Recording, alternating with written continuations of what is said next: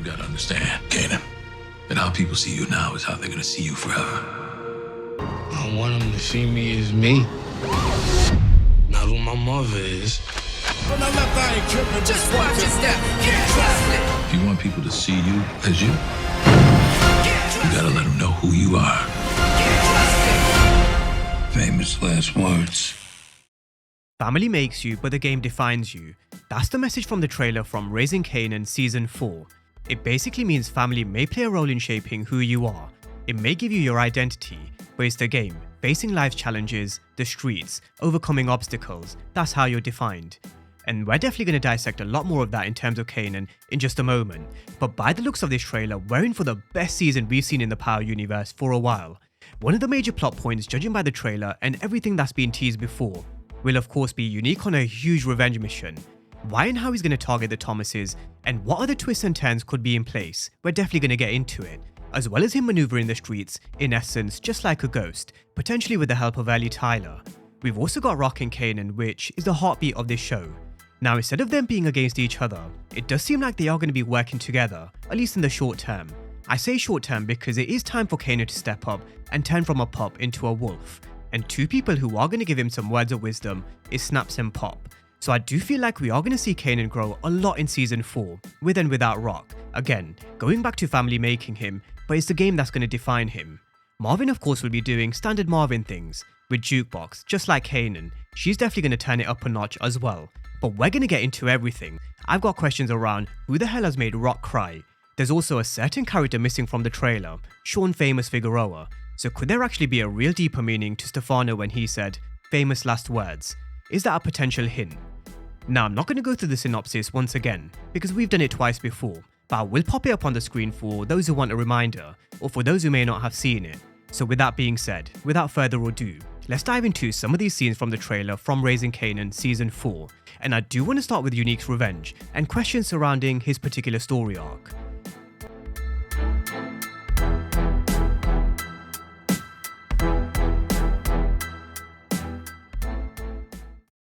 Now there has been a lot of questions recently across my YouTube comment section, and generally across social media, asking why would Unique attack the Thomases? It doesn't make sense. The Thomases haven't done anything to Unique, it was all Ronnie. And this was something we went through way back after Season 3 came to an end, and a few months ago when they released the official teaser. The reason why Unique is attacking the Thomases across a few of these scenes, such as a Chinese restaurant being burned down, a warehouse being hit, is because he's suffering some form of memory loss, CTE, and he's been gone for a very long time. Because he's been gone for so long, he's created his own version of events in his own head, where he basically thinks he was set up. I mean, in the trailer we've got Stefano and Rock working side by side. The last time Unique spoke to Rock, she said she was out the game, but all of a sudden she's not just back in, she's working with Stefano and she's also taken over Unique's drug business. So, from his point of view, I think he's going to be confused. I think he's going to be thinking these guys set me up to take what I have. So just like Joey Badass teased, he's going to be thinking he was set up. He's also going to feel some type of way that he wasn't the one to kill Ronnie. So now that he's back, he's just out for revenge on everyone. In terms of his mindset, who he is, his demeanor, there's going to be a huge difference to the Unique we saw 3 seasons ago compared to the Unique we see in Season 4. He's just not going to return as the same person. I don't particularly think he is Breeze, I don't think he is, but he definitely will be different considering the beatdown he took from the hands of Ronnie at the end of 305. Now the first question going into Season 4, who helped Unique survive? I think the trailer does give us a little hint. Unique's in conversation with Ellie Tyler when he says, "That bitch thinks I'm dead, I've never felt so alive." And that's going to be one of his biggest advantages going into the early parts of Season 4. The fact that Rock and the Thomases believe Unique is gone, he's going to be able to move under the radar and make all these moves. We see him creating absolute chaos and mayhem in the trailer. He's wearing all black. Majority of the time he's got his hood up, gun in hand, and just generally causing absolute chaos. And I think they're only kind of scratching the surface of what he actually does in Season 4.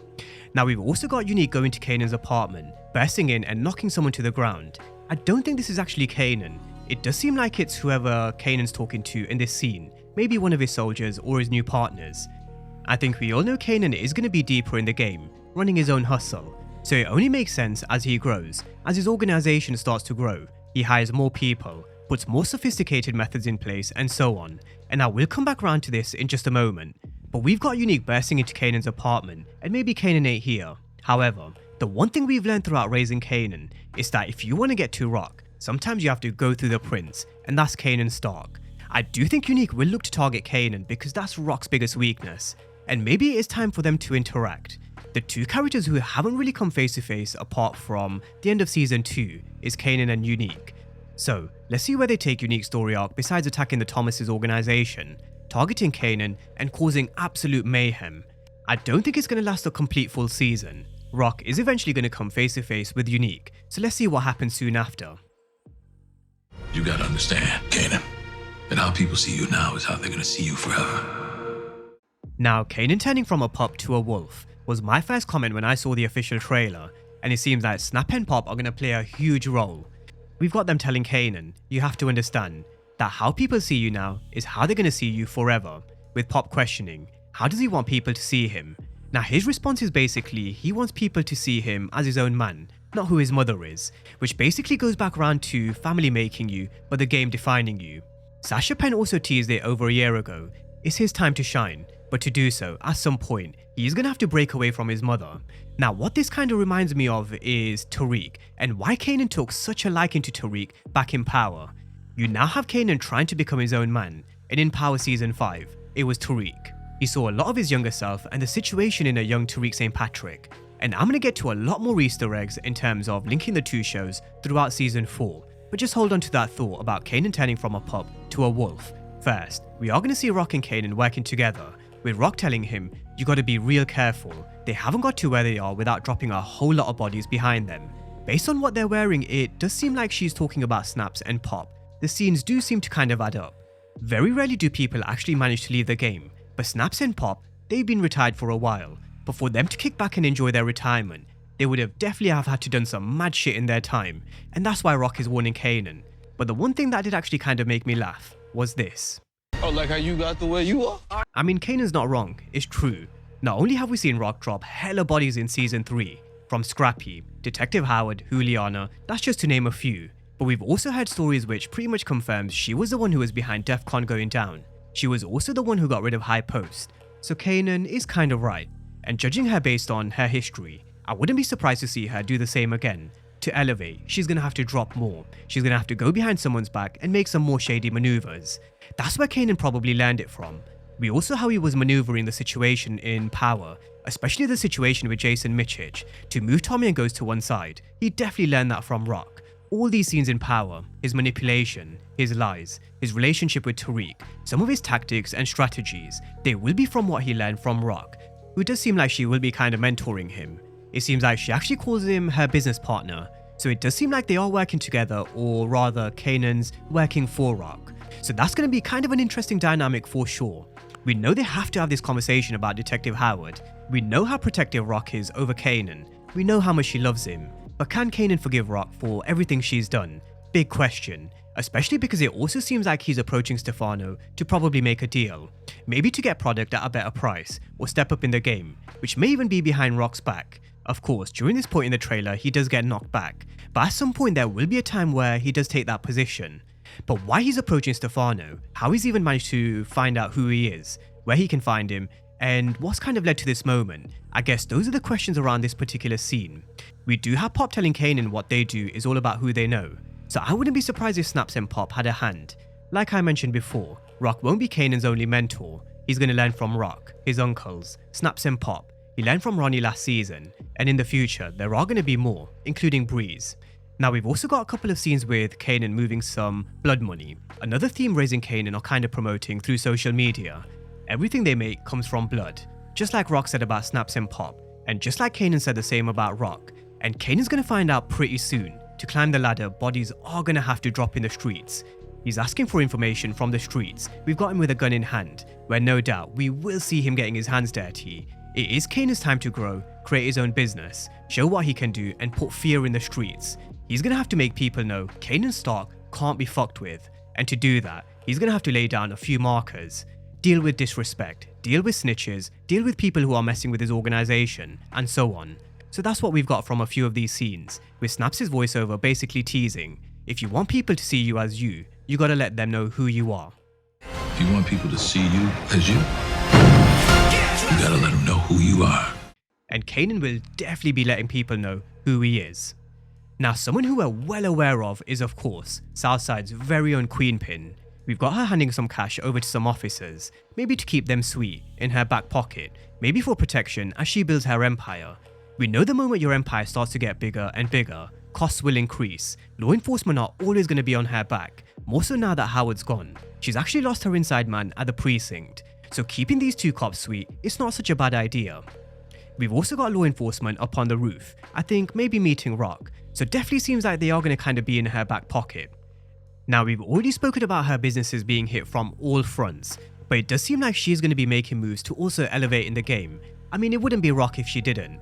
We've seen what she's capable of throughout 3 seasons, and no doubt in season 4, she's going to have her eyes on even bigger. She's learned about high rises from Symphony, she learned about cleaning her cash through Cartier Farid, because you never stop learning in this game. The game changes every single day, and Rock is someone who moves very quick, and she's going to have to move a hell of a lot of weight in season 4, it does seem. Truckloads of product. So let's see how she actually elevates in season 4, and what kind of problems she has to kind of deal with which isn't unique, which isn't Kanan, Snaps or Pop. I think they made it pretty clear that even though she will have a few cops in her back pocket, law enforcement will definitely still be a problem. There's definitely going to be a few surprises, which brings me onto this scene. Who the hell has Rock in tears? That's one of the biggest questions from the trailer. Is it a huge death? Has she had to do something she didn't want to do?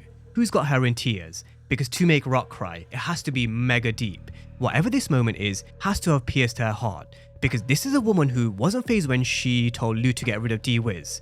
This was someone who got rid of Scrappy without hesitation. This is someone who got rid of Defcon. And also someone who she was madly in love with in High Post. Now, of course, we can only kind of speculate. Could it be one of the brothers, Marvin or Lou? I personally do think both will survive season 4.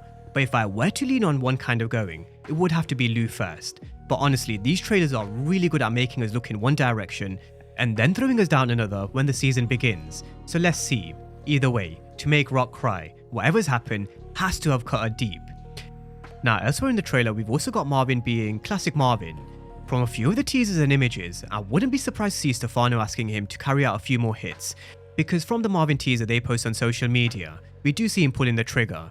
And Stefano also knows what he's capable of after he got rid of Salvacelli in 302. In the trailer, we also see him knocking someone down with a bottle. And this Marvin that we see in season 4, I feel is going to be really ruthless. I mean, he was kind of a changed man in season 3, or at least he was trying to kind of change to build a better relationship with Jukebox. But in doing so, he went and got played by Gerald. So, speaking of things cutting deep, this is something that cut Marvin really deep in season 3. Because for the first time, he was there for someone, he was trying to change, he was trying to help someone in need, but what did he get in return? So the Marvin we see in season 4, game over, and I definitely wouldn't want to be standing in his way. The same also goes for Jukebox. I think the first question I have when it comes to Juke is, did she go to the army? Is there a time jump? I personally don't think there's much for her in Queens, and back when season 3 finished, I did create a theory where I could see Juke joining the army for a brief period. I think that only kind of adds to giving us the answers in terms of the character we saw in Power, who was so cold and ruthless. But aside from that, I think we've got Juke running in this particular scene. It is difficult to tell, but I do believe this is Juke. We've also got her holding a gun. And like I said about Kanan turning from a pup to a wolf, I also do think it's Jukebox's turn. This is the season where both of them really start to get their hands dirty. And I actually think we'll see Juke's first kill. They've already kind of teased it in the earlier teaser from last year. So definitely looking forward to seeing her pull the trigger. We've also got her walking alongside Detective Garcia, who's going to be a real pest in season 4. We know Juke can hold her own, she knows the law, but Detective Garcia, he's not going to give up. He's already got Famous, who wasn't even in this trailer, which does kind of make me question, how big of a role will he even play in season 4? I mean, he hasn't been seen in any of the kind of posters or the promos, so let's kind of keep an eye on this in the kind of next coming month. Towards the end of the trailer, we also hear Stefano saying Famous last words, and was that a nod to Famous potentially biting the dust? Maybe, or are they playing mind games? Like I said before, when it does come to these trailers with some things, it really is difficult to tell. So let's just park this one for now, but Detective Garcia, he will definitely be a big problem. Now with Lou, there aren't too many scenes from the season 4 trailer with Lou. I think if I'm not wrong, there was just one. But he is back in Queens after the trouble he had towards the end of season 3. But is a new love interest enough to keep him away from the streets? Will he get dragged into the world again through B-Rilla? Will he have to get back in and help the Thomases? Let's see where they take Lou's story arc, because if there is a Thomas that goes down this season, I personally don't think there will be, but if there is, my money's on Lou, who will no doubt get caught between two worlds again. But there we have it, the trailer for Raising Kanan Season 4 is back on March the 7th, and I do think they will be ramping up the promo now that the trailer's out. And now that we've also seen the trailer, we can actually dive deep into some character arcs in the build up to Season 4.